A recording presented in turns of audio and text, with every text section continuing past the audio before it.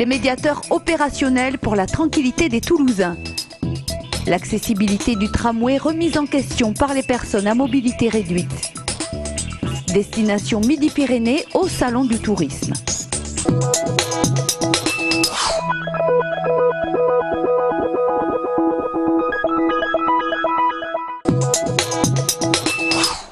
Ils sont 6, sont de 27 à 45 ans, sont anciens gendarmes ou entrepreneurs. Ce sont les médiateurs en action de 16h à 24h pour toutes les nuisances du quotidien. Le rôle du médiateur, si vous voulez, c'est vraiment un rôle de médiation, donc c'est un rôle préventif, mais aussi ils ont pour mission d'essayer de régler les problèmes de façon pérenne. Et s'ils ne peuvent pas le régler ou qu'à un moment donné la situation fait qu'ils doivent se retirer, à ce moment-là on revient effectivement au côté répressif et on fait appel à la police. En ville, les besoins ne manquent pas. Place Saint-Pierre, livré aux démons de minuit, près de 300 jours par an, les points de vue divergent.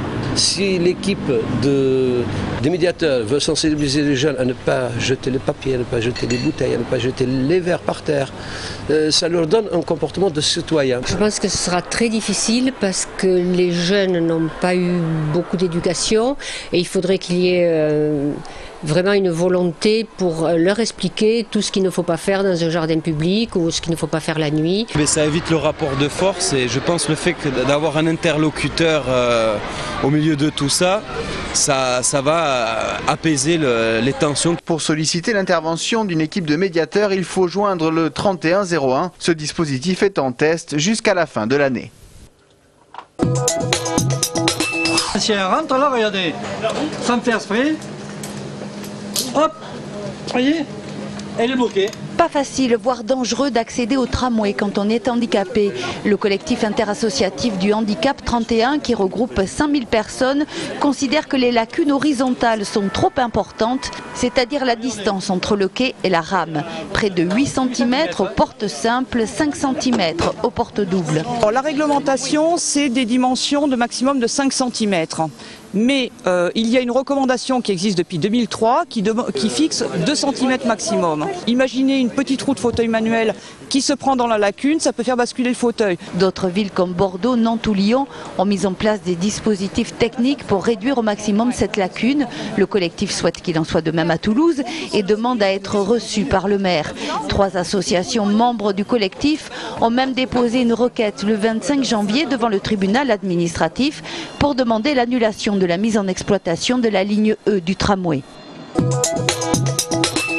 Voici l'une des 11 stations Mobilib réparties un peu partout dans Toulouse.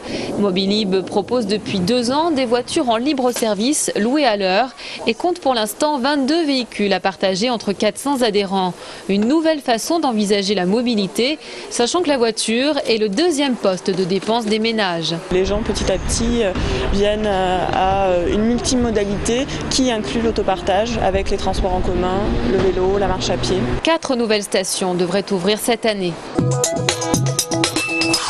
Après leur mobilisation sans précédent hier, les magistrats et personnels de justice poursuivent leur mouvement à Toulouse, comme partout en France. Les propos de Nicolas Sarkozy ont bien sûr été écoutés avec attention hier soir dans l'émission Parole de Français, une prestation qui ne semble pas avoir convaincu. J'ai entendu hier un discours sur la responsabilité qui était beaucoup plus nuancé qu'il avait été la semaine dernière. Mais il ne nous a pas du tout entendu sur la lame de fond qui agite aujourd'hui le monde judiciaire et le monde de la justice au sens large.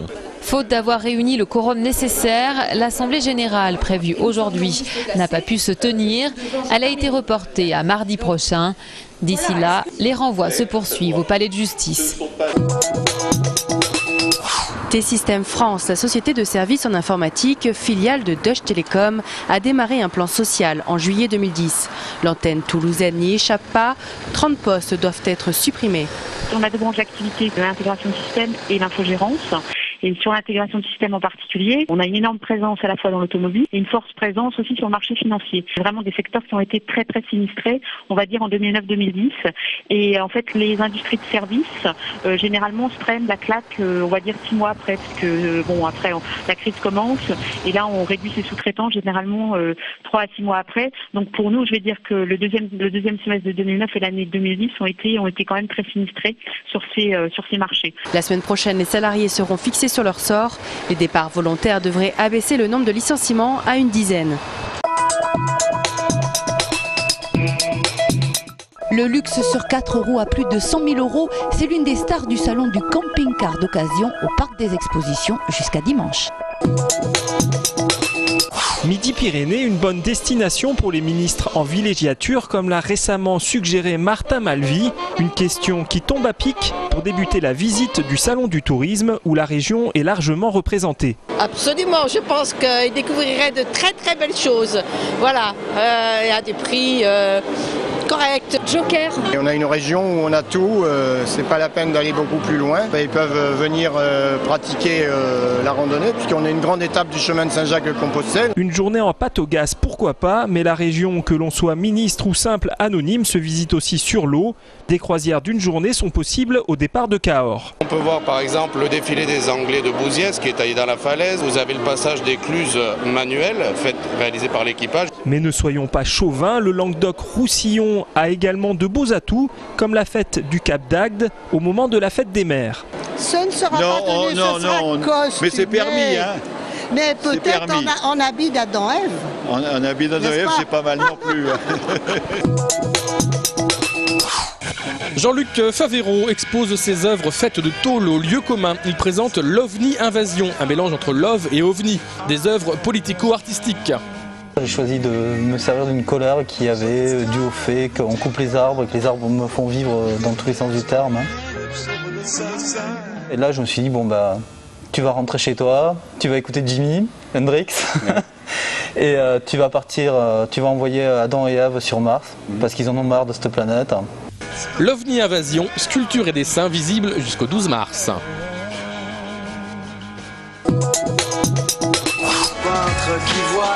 Avant-première ce soir au Gaumont-la-Bège en présence de l'équipe du film De Toi, Moi, Les Autres. À 20h, une histoire d'amour et sociale sur fond musical. J'en peux plus de me casser. La seule chose à faire.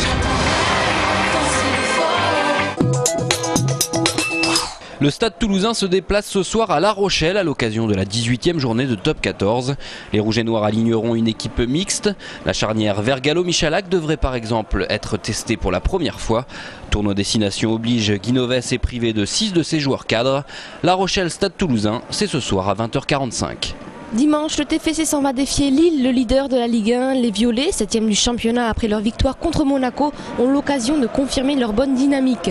Le groupe toulousain des 3 dernières rencontres devrait être reconduit. Coup d'envoi à 21h.